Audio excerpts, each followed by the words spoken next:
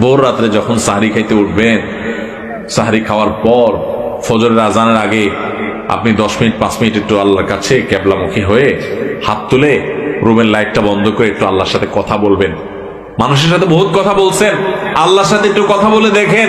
আল্লাহর সাথে কথা বলার স্বাদ আছে ভাই, অনেকে জীবনে একবারও এই স্বাদ পান নাই। একটু কথা বলে দেখেন। ভোর রাতে সাহরি খেতে উঠলে 10টা মিনিট একটু হাত তুলে কথা বলেন। কিভাবে কথা বলবেন? কথা বলবেন এইভাবে, ও আল্লাহ, কত গুনাহ আমি করেছি, কত পাপাচার আমি করেছি, মরতে আমার হবে, তোমার কাছে যাওয়া আমার লাগবে আল্লাহ।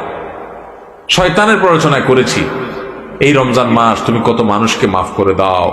নবী করিম সাল্লাল্লাহু আলাইহি ওয়াসাল্লাম বলেছেন, ওয়ালিল্লাহি উতাকাউ মিনান নার ওয়া যালিকা ফি কুল্লি লাইলা।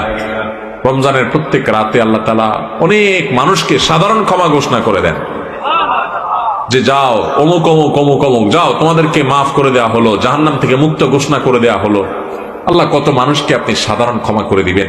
আল্লাহ আপনার সাধারণ ক্ষমা পাওয়ার জন্য কোনো যোগ্যতার দরকার হয় না, আপনি চাইলে যাকে তাকে মাফ করে দিতে পারেন। দুনিয়ার প্রেসিডেন্ট প্রধানমন্ত্রী চাইলে একটা দেশের যাকে তাকে যা খুশি তা দিয়ে দিতে পারে। তাদের যদি ক্ষমতা, তারা তো মানুষ।